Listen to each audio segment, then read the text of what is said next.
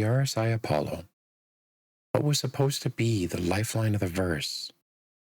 Why is it that so many players now see it as one of Star Citizen's biggest disappointments of this year? Now, Reddit is full of people that are just completely irked by this new ship. And it hasn't even launched yet. It's actually only in the PTU. We haven't even had that behind the ships yet. Why exactly is it that everyone is so disappointed and so angry about this ship? Now, I think this is a bigger disappointment than even the RSI Meteor was. That's impressive. I mean, that's a ship everyone was excited about, and then it just flopped. So let's take a dive in and see exactly what was promised, what is going to be delivered, and take a look and see if there's any hope to fixing it.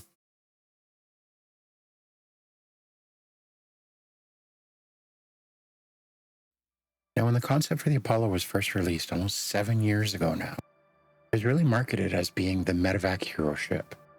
It was really meant to bridge the gap between the Cutlass Red and the Endeavour Hope, a ship that we still haven't seen to this day.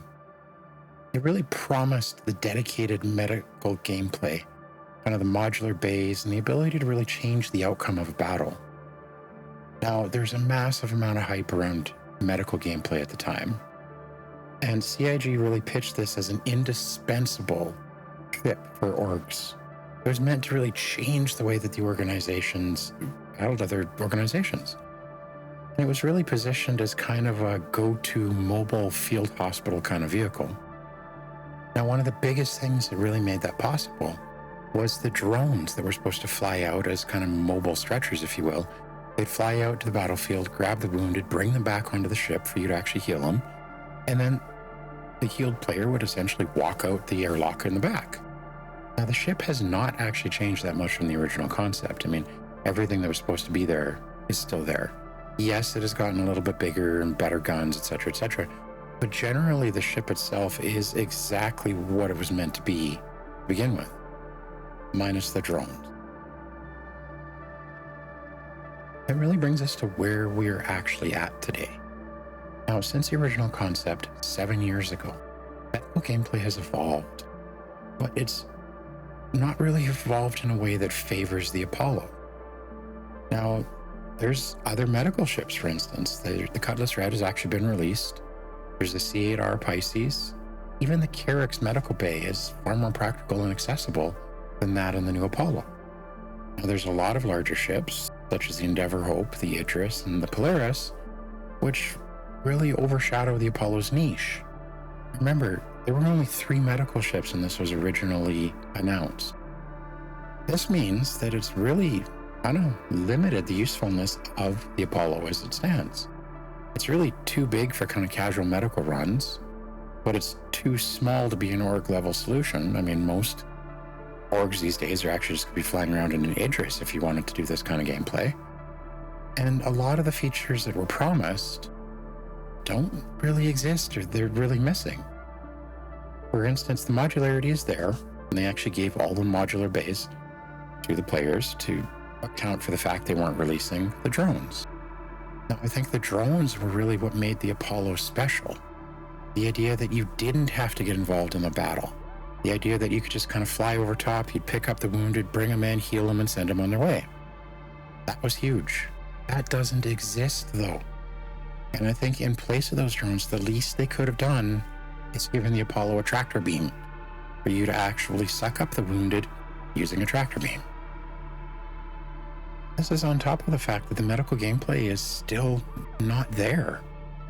Somehow the Apollo is a ship before its time, but also too late. It's a very weird situation with this ship. Now, full disclosure, I don't own it. I haven't had a chance to actually fly it yet.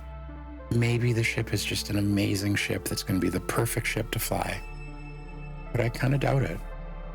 So really, why does it feel like it's such a disappointment before it's even in the majority of people's hands? Well, I think a lot of it is the overpromise versus the underdelivered. Now, I've touched on it a few times, and I think one of the biggest pieces here is the drone gameplay. People are missing the part that made the Apollo special. Now it's just another medical ship that's really competing against the C8R Pisces at a fraction of the cost. Yes, it's the largest, It's the cheapest tier 1 medbed that you can buy today. But I don't think that's enough to really make this ship all that special. If we take a look at a couple of the direct competitors to the Apollos, and this goes for both variants, we've got the obvious Cutlass Red. Now, the Cutlass Red is cheaper, it's more versatile, it's already available to purchase in-game for a fraction of the price at that of buying it for real money, which is what the Apollo will be available for. Now, it does only have tier 3 medbeds, but the new announcement that a tier 3 medbed can actually stabilize any wound, that's not as big of a deal as you would think it would be going forward. Now, you have a lot less of a respawn range, or you do need to go to a larger medical ship for that. But at the same time, I think the Cutlass Red comes in good enough that it really undermines a lot of what the Apollo can do. Now, you've actually got the Pisces C8R. Now, it's small, it's nimble, surprisingly effective. Personally, it would probably be my choice to zoom in, grab a injured player and zoom out, simply because it's a smaller target to hit. And I mean, if I'm going to have to be involved in the combat side of things, especially from the FPS side, I'd rather be going in with something that's a little bit more disposable, like a Pisces, than the entire Apollo ship. Personal preference, maybe? Now, if you look at the Apollo, I mean, it's expensive. It largely becomes sidelined by the other two competitors. And that's really kind of discounting even the fact of the Nursa. I mean, the Nursa is probably still my choice. Shove it in any ship you want that it'll fit in, and there you go. You have a competitor to the Apollo for a fraction of the cost with everything available in game today. What this really does is it sets the expectation for the Apollo to be kind of the ultimate mid-tier medical ship, with the reality of it being little more than an awkward middle child with no clear role or purpose. There's nothing that distinguishes the Apollo from its competitors today. It really is just another medical ship, even if it is the cheapest ship with a tier 1 bed. That's not that important. Let's take a look for a second at kind of the community sentiment and what other players actually think about this.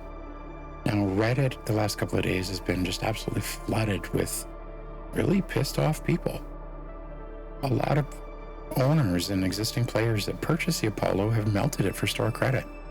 They don't even want to try to fly this ship at this point. Not only has it been 7 years in the making, but the delivery is underwhelming.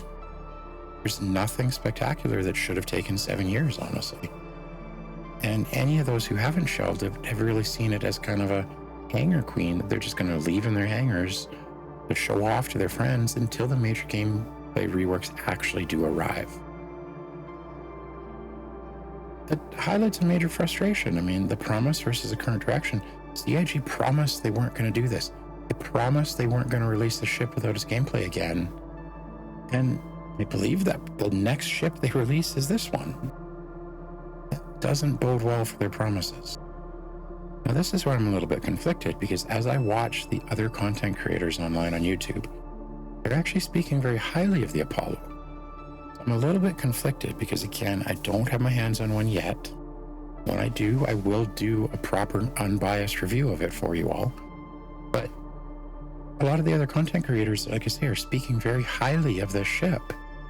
But I'm looking at it and I'm like, I don't get it. What did I miss?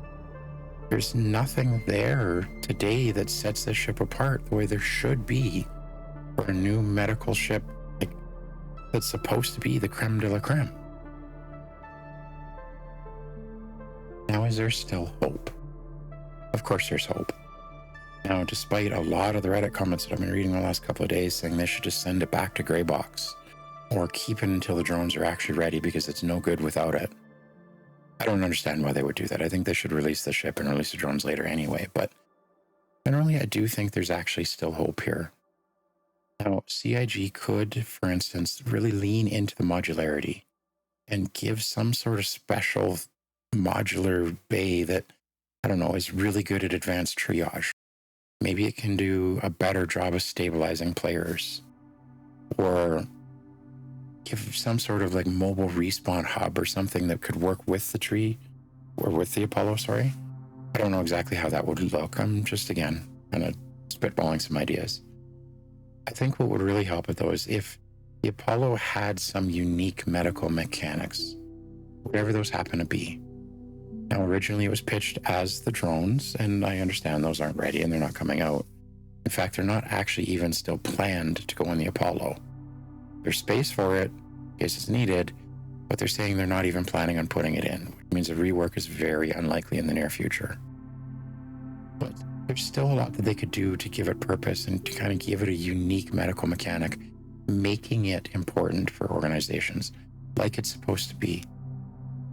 The other thing that they could do is they could release some form of gameplay, for instance, that really does make the Apollo special. Now, imagine that they launched similar to the radiation clouds and pyro, but maybe instead of denying every ship, you only allowed medium ships through. That really brings a list of ships down to really the Cutlass Red and the Apollo, because the Pisces would be too small. The Nursa, again, would be too small in a ground vehicle. And if maybe the Idris, for whatever reason they made up, couldn't fly in there, Polaris couldn't fly in there, that would really give the Apollo a purpose and a meaning.